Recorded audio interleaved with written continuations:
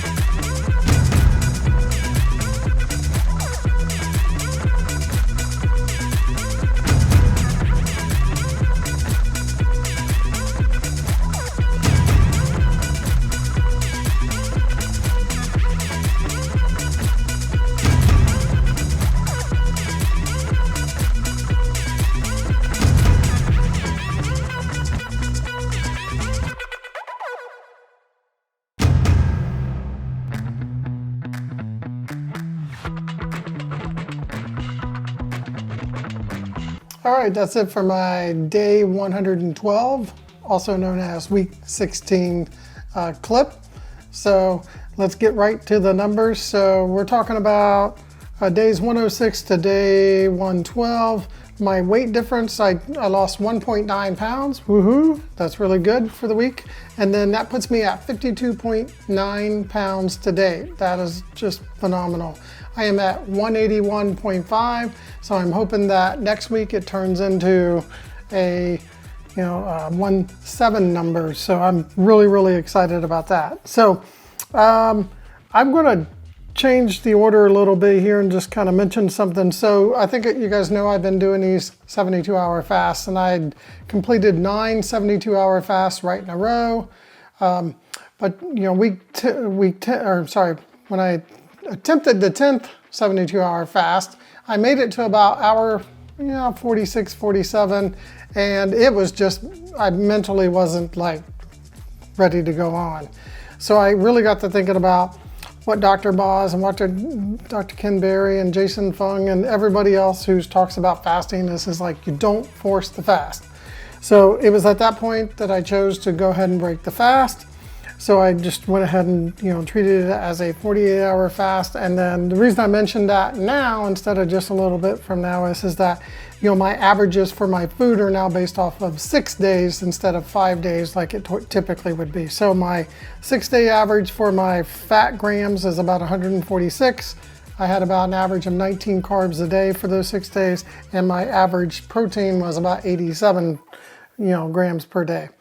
So, and then that put my overall macro averages at 76% for fat, 4% for carbs, and then 20% for protein. So not bad. I mean, I still did really good. And as you see that, the weight is lost with what I'm doing with keto. It's not necessarily the fasting. To me, the fasting is for the autophagy, and I believe it does solidify the the weight loss that I've had for the week. But again, it just shows you that you can eat 6 days and still lose 1.9. So you don't have to do 72-hour fast. And I'm already planning for week 17 because that's my vacation week that I'm going to, actually week 17 butts right up against the start of my vacation.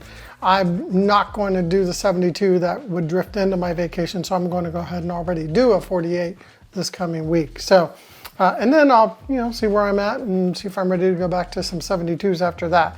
So my average blood numbers, is 7-day average for, blood glucose. It did go up a little bit from last week. It's now 83 for the week. It was 76 the previous. My ketones are now 2.7, average for the week. Before the previous week was 3.1. My Dr. Boz ratio is 34 for this week, which is still really good, but last week it was averaging 26. So my GKI, which is, my glucose ketone index, is 1.9 for this week, which previously was 1.5. So the numbers went up a little bit, down depending on which one you're talking about, because the ketones went down, but everything still looks really, really, really good. So some highlights for the week is what I got right down on my notes here is that I had a little bit on the high side of the carbs because I've been trying to keep them like not closer to the 20 per day, but closer to like, 10 to 15, so it kind of did drift up a little bit. I did have a trip to the movies with my daughter. We went and watched Super Mario Brothers. That was really fun. And, I planned it out and made sure that I took some, pecans and I took some peanuts just so I would have something more in line with what I wanted, to have. And as I mentioned, I broke the, my 72-hour fast and made it a 48. So my meals for the week was salmon patties. I always loved that. We had asparagus with that, which was delicious. I've had, we went out to a Mexican dinner, which I've done before. Meatloaf, which was really good, and also with roasted Brussels sprouts, which was absolutely just phenomenal. And for the day that I did break my fast on, the one that I was going to go to the next day, I really just kind of grabbed some leftovers and, ate what I call just like a hodgepodge of just different types of foods. So it really wasn't all that glamorous, so you'll probably see that on the slide, and so forth. That was just kind of random stuff. It was, it wasn't like I was like starving to death, but I definitely was not ready to continue fasting. So that's it for my recap. Let's go ahead and take a look at my goals for week 16. Goals for week 16 actually were still really good, even though, I had, a couple little different things go on that kind of made it a little bit of a challenge. So as you can see, I averaged about 7.8 hours of sleep per night. So my sleep is still doing really, really, really well. And then my average carbs, as I mentioned, were 19, but on the sheet here, you see they're 18.9. So let's see here. I ate predominantly clean, versus dirty, which is always my goal. And then, looking at my macronutrients, you'll see that I have one of these days highlighted, so day 109, which would be, let's say, Saturday. That's when we went out to Mexican dinner, and I did this exact same thing last time, so I should have been a little bit better prepared, where I ended up doing more protein than I ended up doing fat. I'm not like horrible, but it's definitely, an observation that I have every time we choose to do that particular, meal for my one meal a day. So I just have to be, maybe if I wanted to get a little higher up, just a little bit better planning on that, but I'm okay with it. So, I continued to do, Audible book, and then, I don't know if I watched any videos. I think I did watch a video this week. I think I watched 2 or 3 videos this week.